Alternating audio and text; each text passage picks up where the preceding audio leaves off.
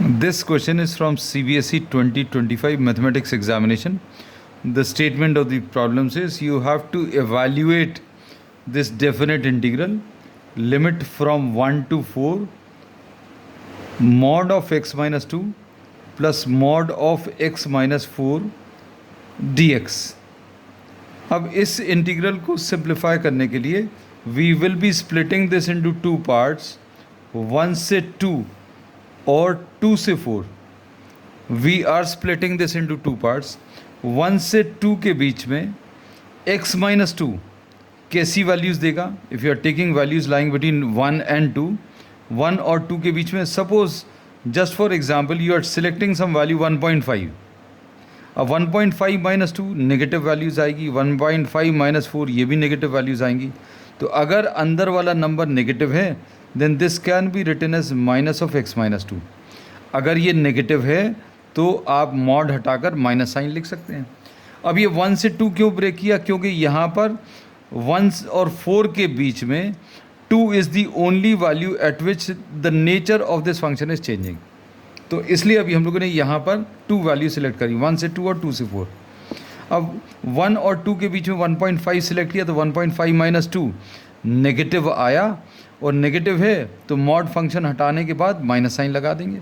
1.5 minus 4 ये भी negative आएगा तो मॉड फंक्शन हटाने के बाद माइनस ऑफ x माइनस 4 लिख दिया dx.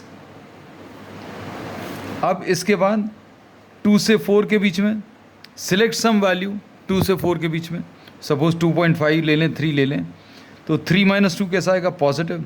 2 और 4 के बीच में x माइनस 2 पॉजिटिव होगा.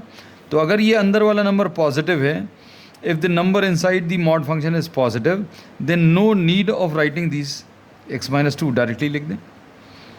For values lying between 2 and 4 जैसे 2.5 ले लें, 3 ले लें, तो 3 माइनस 4 कैसा आएगा? नेगेटिव.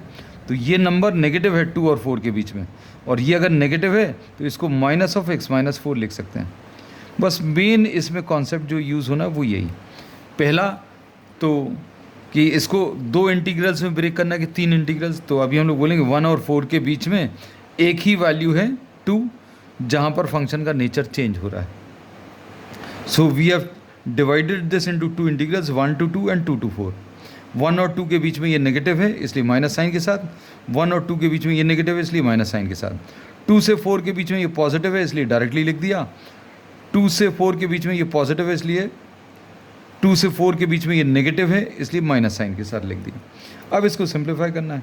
ये क्या आ जाएगा? 1 to 2 ये minus x plus 2 and minus x plus 4 dx plus 2 to 4 ये x minus 2 minus x plus 4 dx. इसमें x और माइनस एक्स कैंसिल होगा, यहाँ पर कितना आ जाएगा? This will be 6 minus 2x 1 to 2 dx plus 2 to 4. यहाँ पर क्या वैल्यूज़ मिलेंगी? If you try to see 4 minus 2 is plus 2 dx. अब इसका इंटीग्रेशन कितना आ जाएगा? 6 का integration is 6x minus 2 into x का इंटीग्रेशन कितना आ जाएगा? x to the power of 1, तो x to the power of 2 divided by 2. Limits from 1 to 2. फिर ये 2 लिखा है तो 2 को तो बाहर लिख लेंगे, अंदर क्या बचेगा? 1 बचेगा, और 1 का इंटीग्रेशन कितना? x आ जाएगा. Integration of 1 dx is x. ये अभी हम लोगों ने यूज़ किया है.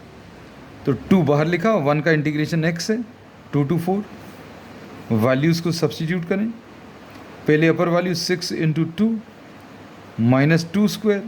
पहले x की जगह upper value 6 into 2 minus 2 square, minus फिर lower value 6 into 1 minus 1 square plus 2 into, इधर क्या लिखेंगे? पहले अपर वैल्यू 4 एंड फिर lower value 2.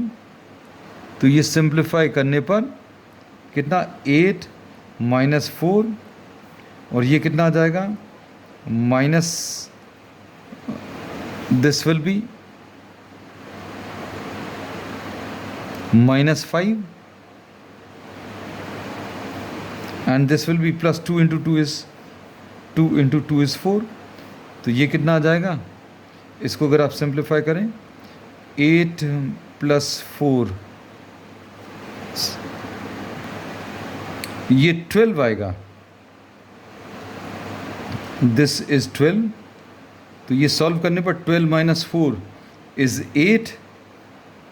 8 minus 5 plus 4. So this is 3 plus 4. So 7 is the answer to this question.